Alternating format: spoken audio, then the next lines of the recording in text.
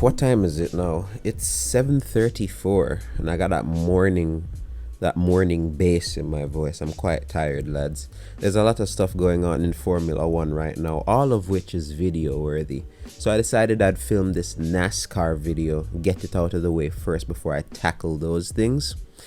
Anyways, I want to talk about Noah Gragson, cuz I feel like every other talking point from Vegas has kind of been washed away. I mean, we had Raja winning the truck race, Larson winning the cup race. There aren't really that many talking points from Vegas outside of just those two instances of wins. But I think that Gragson is definitely a talking point, yes? Noah Gragson finished P6 for Stewart Haas Racing at Vegas this past weekend. And this is a big result, man. This is a huge result, actually, because if you just look at SHR since the introduction of this next gen and even before, without Harvick, the team just seemed mad lost. You know what I'm saying? The speed they used to bring to these mile-and-a-half tracks back when Harvick and Kurt Busch were in their SHR primes has pretty much vanished. When we look at qualifying, and qualifying is what made me really look at Gragson's performance in a different light. Briscoe was P6. Everybody else at Stewart Haas was below the top 25. Berry was 26th. Gragson started 30th. Ryan Preece was the second lowest driver on the grid in quali. He was 36th in quali. Granted, that's just qualifying. Gragson would actually go on to be P2 in practice. And when I saw that, I'm like, okay, maybe he made a mistake on his lap. Maybe they all made mistakes on their lap. Maybe there's pace in these SHR cars. And there seemingly was pace in one, yes? Because by the end of stage one, Gragson was the highest finishing Stewart Haas car in P16. Briscoe was P20, Preece was P26, Berry was P30. And stage 2, none of them scored points. Briscoe was 11th, Gragson was 13th, Berry was 18th, Preece was P21, yes? And I distinctly remember the final restart. Gragson was around the top 10, but he was like 11th or 12th before the last caution. I believe it was for LaJoie spinning, I think, yes? So the last restart happens, and all of a sudden, because I'm focusing on the lead battle for fantasy reasons, I look back at Gragson and he's in a fight with Ty Gibbs. He's in a fight with, I believe, Truex, Hamlin, those guys in the latter half of the top 10. And he was holding his own. And I'm like, look at him go. This is the most comfortable Gragson had looked in a cup car since the spring Talladega race last year for Legacy in the 42 for Wendy's. Gragson has not looked this comfortable in a cup car since then. He was in a dogfight. And at one point he was in the top 5. I believe Ty Gibbs ended up getting back past him. And Gibbs didn't have first gear.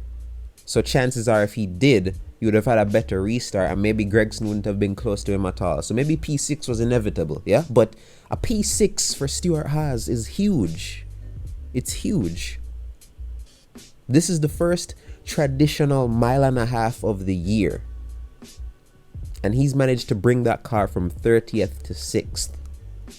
When you see Stewart Haas cars qualify low on a mile-and-a-half, it's easy to believe that that's where they're going to stay. And for the most part, that is what happened. Because if you look at the final results, Berry finished 20th. Briscoe, who qualified 6th, he finished 21st. And Preece was 23rd.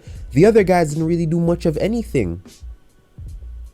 But Gragson managed to bring it P6. And let me show you some more stats, yes?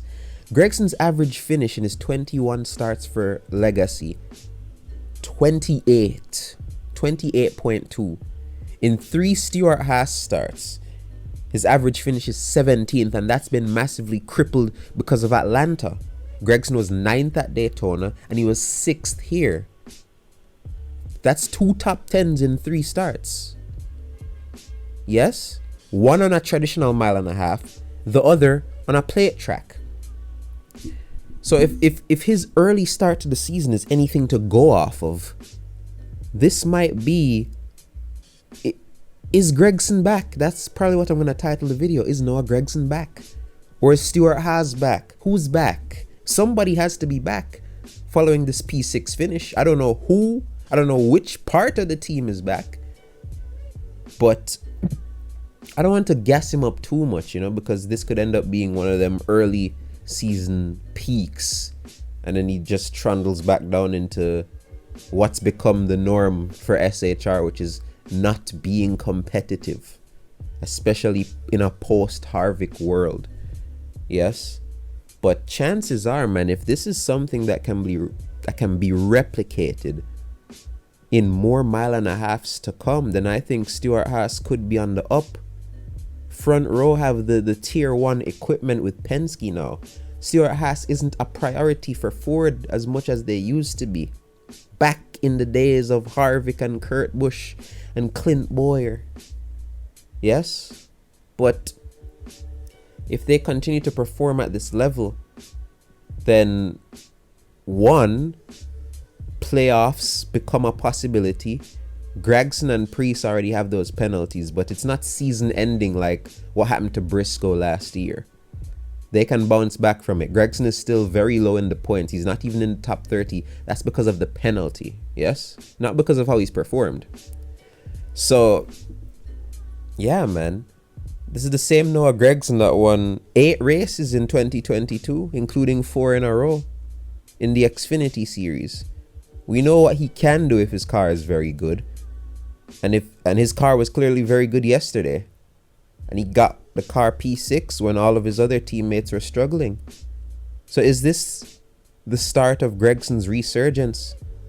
Because nothing's really gone right for him since he came to Cup full time. He had a disastrous run with Legacy. He got suspended. Didn't see out the rest of the season. And he's been handed this lifeline with SHR. And if we are going to see more of this performance throughout the season, he might be saving his career. He might legitimately be saving his career. Granted, there are other types of tracks that you need to be focused on if you're talking about a full season run here. You still need to be quick on the short tracks. That's something you can trust Priest to be. The road courses are another hurdle. But if he can replicate this on every 1.5 miles, he's going to have himself a good season. That's all I have to say. Yeah? We need to keep our eye on Noah Gragson. Because if this keeps continuing, man, he's gonna have himself a good season, a good comeback season. But we'll just have to sit and watch, yeah? Intern out.